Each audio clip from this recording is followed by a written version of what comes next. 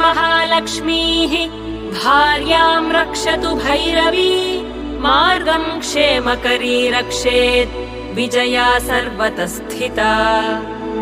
रक्षाहीनम् तु यत्स्थानम् वर्जितम् कवचेन तु तत्सर्वम् रक्ष मे देवी जयन्ती पापनाशिनी पदमेकम् न गच्छेत्तु यदीच्छेत् शुभमात्मनः कवचेनावृतो नित्यम् यत्र यत्राधिगच्छति तत्र तत्रार्थलाभश्च विजयः सार्वकामिकः यम् यम् कामयते कामम् तन्तम् प्राप्नोति निश्चितम् परमैश्वर्यमतुलम्